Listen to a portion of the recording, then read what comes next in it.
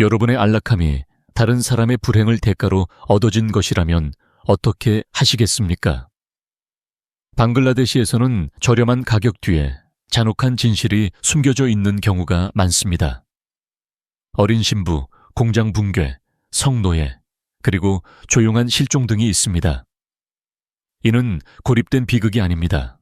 침묵을 보상하고 무력한 자를 처벌하는 시스템의 징후입니다. 이는 단순히 빈곤의 문제가 아닙니다. 우리가 입고, 사용하고, 무시하는 것 뒤에 숨겨진 실제 비용에 대한 문제입니다. 세계 탐험은 더 자세히 살펴보기를 권유합니다. 우리가 계속 외면한다면 세상은 바뀌지 않을 것이기 때문입니다. 합법적인 사창가와 성노예.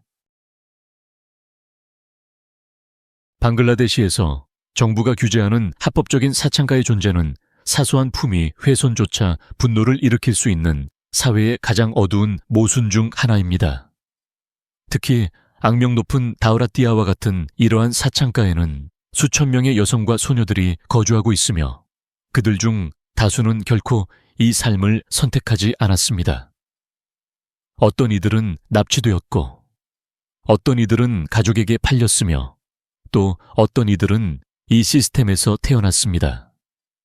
이 비극을 더욱 악화시키는 것은 오라덱손과 같은 가축 스테로이드로 소녀들에게 체계적으로 약물을 투여하는 것입니다.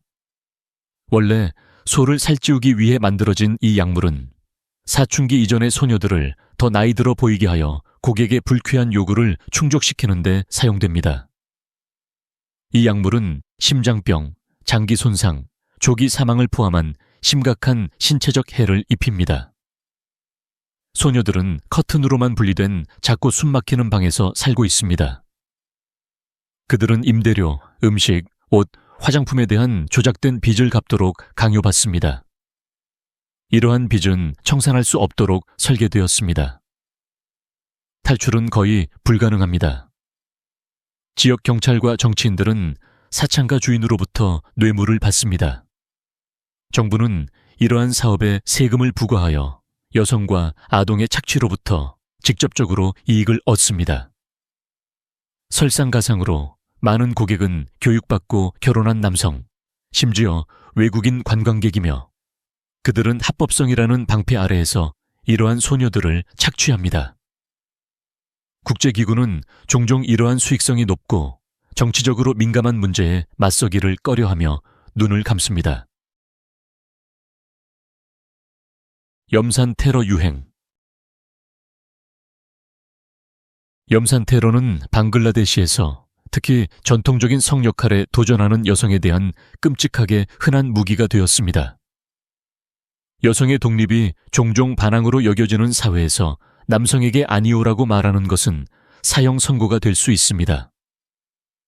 여성이 결혼 제한을 거부하거나 이혼을 추구하거나 개인의 자유를 주장할 때 일부 남성은 황산을 얼굴에 던져 평생 동안 흉하게 만듭니다. 이 산은 저렴하고 널리 구할 수 있으며 규제 없이 판매됩니다. 작은 $2짜리 병으로도 피부, 뼈, 심지어 몇 초 만에 실명시킬 수 있습니다. 피해자는 상상할 수 없는 육체적 고통을 겪을 뿐만 아니라 사회에서의 위치도 잃게 됩니다. 그들의 외모는 여성을 주로 아름다움과 복종으로 평가하는 문화에서 수치의 낙인이 됩니다. 많은 사람들이 가족에게 버려지고 평생 동안 고립됩니다. 법적 정의는 거의 존재하지 않습니다. 경찰은 종종 수사를 거부하고 공격자가 확인되더라도 재판은 드물고 유죄 판결은 훨씬 더 드뭅니다. 일부 피해자는 여러 남성에게 붙잡혀 최대한의 피해를 입히기 위해 집단으로 공격을 받습니다. 트라우마는 흉터를 훨씬 넘어섭니다. 많은 생존자들이 심각한 우울증, PTSD, 자살 충동을 겪습니다. 이 여성들은 대중의 눈에서 숨겨지고 그들의 이야기는 지워집니다. 아동 결혼 수도. 방글라데시는 세계에서 아동 결혼율이 가장 높은 국가 중 하나이며 이는 단순히 문화적인 문제가 아니라 경제적인 문제입니다.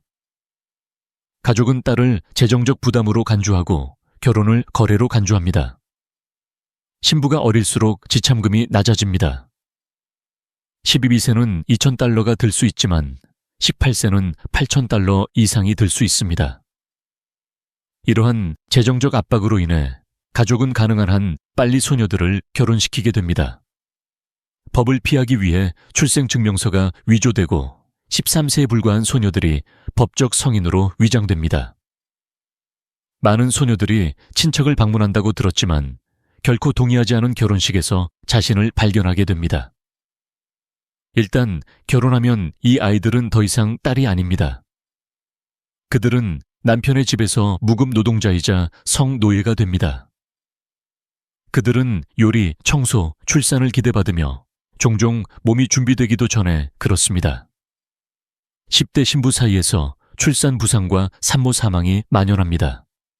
신부의 가족이 지참금을 전액 지불하지 못하면 학대가 뒤따릅니다. 화상, 중독, 심지어 살인까지 발생합니다.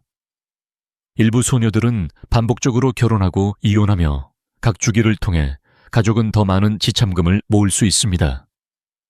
국제 NGO는 종종 회의와 캠페인을 주최하지만 빈곤이라는 근본 원인을 해결하는 곳은 거의 없습니다.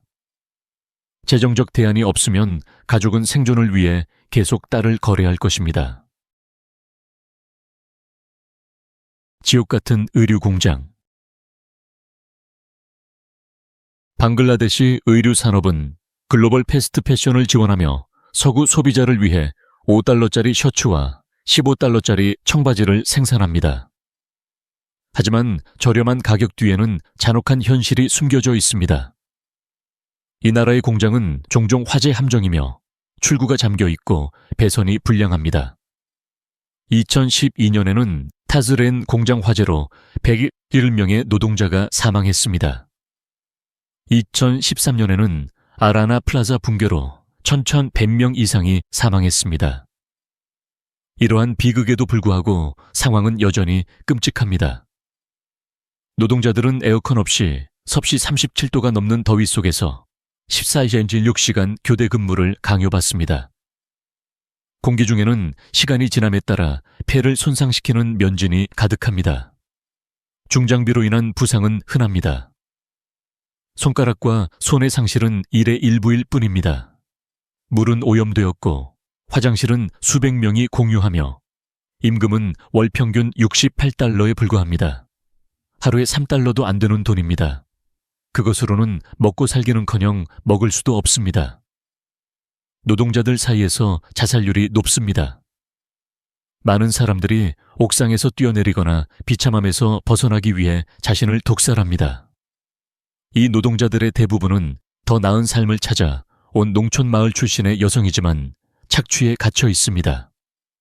H&M, 자라, 월마트와 같은 브랜드는 여전히 이러한 공장과 협력하여 윤리적 소싱이라는 가짜 약속 뒤에 끔찍한 현실을 가리고 있습니다. 정치적 폭력과 실종. 방글라데시에서 정치적 반대는 사형 선고가 될 수 있습니다. 정부는 조직적인 폭력을 사용하여 야당 지도자, 언론인, 활동가들의 입을 막습니다. 강제 실종은 끔찍하게 흔합니다. 민간 복장을 입은 무장한 남성, 일반적으로 엘리트 신속 행동 대대랩 소속은 한밤중에 집에서 사람들을 납치합니다. 체포 기록도 없고 법원 출두도 없습니다. 오직 침묵뿐입니다. 시신은 때때로 나중에 담배 자국, 뼈가 부러지고 처형 스타일의 총상과 같은 고문 흔적이 가득한 채로 발견됩니다. 하지만 많은 피해자들은 다시는 볼 수 없습니다. 가족은 슬퍼해야 할지 희망해야 할지 모르는 고통스러운 불확실성 속에 남겨집니다. 정부는 민주주의의 외관을 유지하지만 선거는 심하게 조작됩니다. 야당 후보는 괴롭힘을 당하거나 투옥되거나 살해됩니다. 반체제 인사의 가족조차 표적이 되어 공포 분위기를 조성합니다. 언론인은 특히 위험합니다. 부패나 학대에 대한 보도는 위협, 구타 또는 사고를 초래합니다. 어떤 사람들은 나라를 떠나고 어떤 사람들은 살아남기 위해 자기 검열을 합니다. 경찰과 군대는 깊이 정치화되어 충성심과 잔인함에 대해 보상을 받습니다. 반대 의견을 진압하는데 열의를 보이는 경찰관은 승진하고 주저하는 경찰관은 재배치되거나 제거됩니다. 국제동맹국들은 인권보다 저렴한 노동력과 지정학적 협력을 중시하며 눈을 감습니다. 부패 왕국. 방글라데시에서 부패는 단순한 문제가 아니라 삶의 방식입니다. 태어나는 순간부터 죽는 날까지 정부 서비스와의 모든 상호작용에는 뇌물이 필요합니다. 출생증명서가 필요하십니까? 수수료를 지불하세요. 병원 침대가 필요하십니까? 간호사에게 현금을 슬쩍 주세요. 학교에서 합격점을 받으시겠습니까? 선생님에게 돈을 주세요. 생명을 구하는 수술조차도 의사, 마취과 의사, 청소부를 포함한 뇌물 네트워크에 달려 있습니다. 친척들이 뇌물을 모으기 위해 안달하는 동안 환자는 종종 사망합니다. 교육에서는 부모가 성적, 시험 결과, 대학 입학을 위해 돈을 지불하면서 뇌물이 일찍 시작됩니다. 졸업장과 전문 면허를 완전히 구매할 수 있습니다. 이는 의사와 엔지니어가 실제 자격이 부족할 수 있음을 의미합니다. 공무원 자리는 경매에 붙여집니다. 경찰 역할은 더 5,000달러가 들 수 있습니다. 일단 취임하면 공무원은 매일 강탈을 통해 투자금을 회수해야 합니다. 판사는 평결을 팝니다. 사업 허가는 복잡한 관료주의에 얽혀 기업가가 수십 명의 공무원에게 돈을 지불하도록 강요합니다.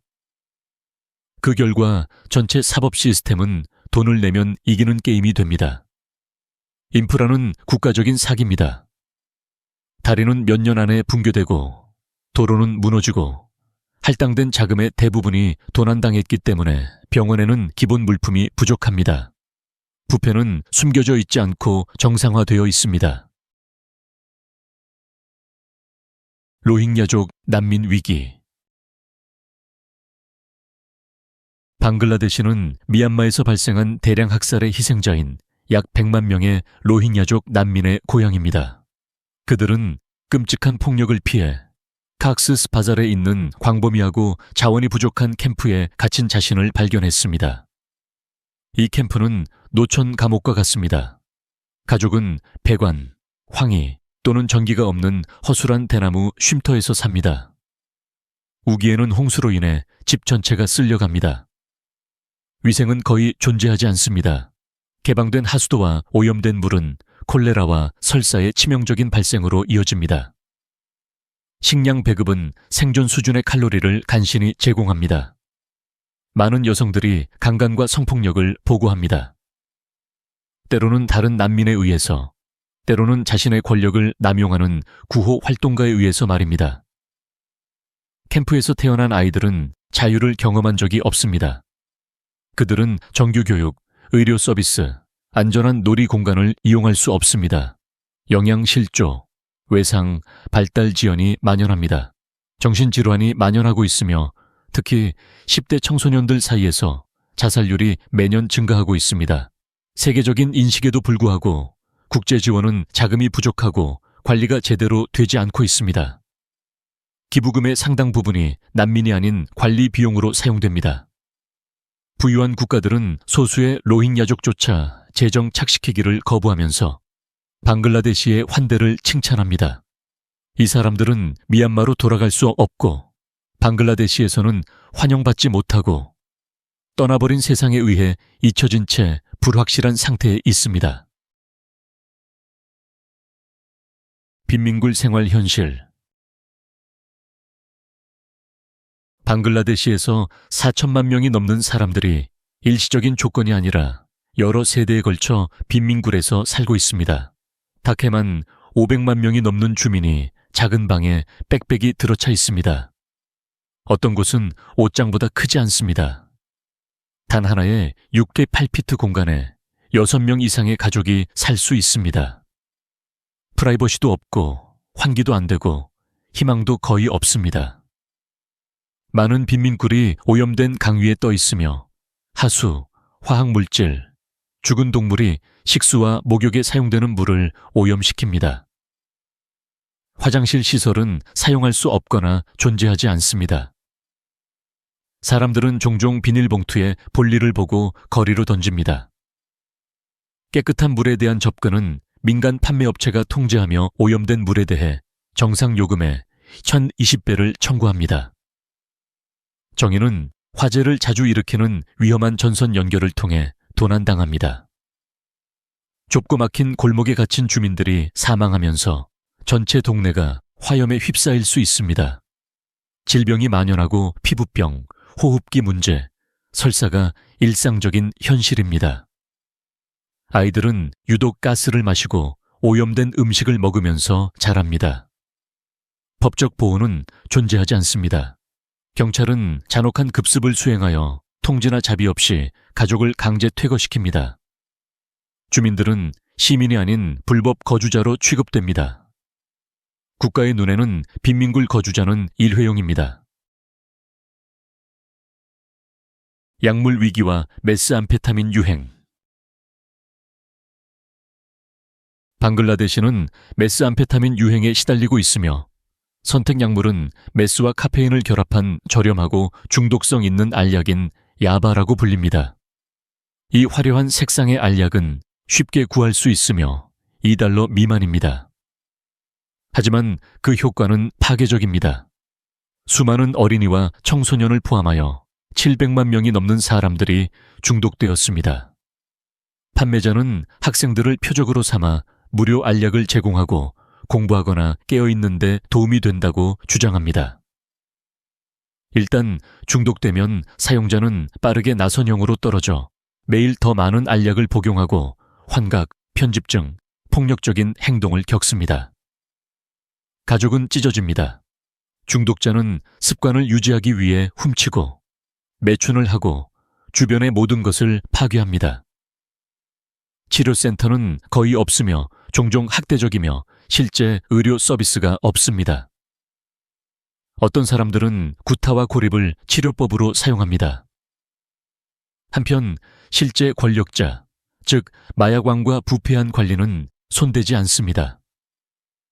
경찰은 마약 밀매 네트워크를 보호하면서 초법적 처형에서 용의자를 살해하는 경우가 많습니다.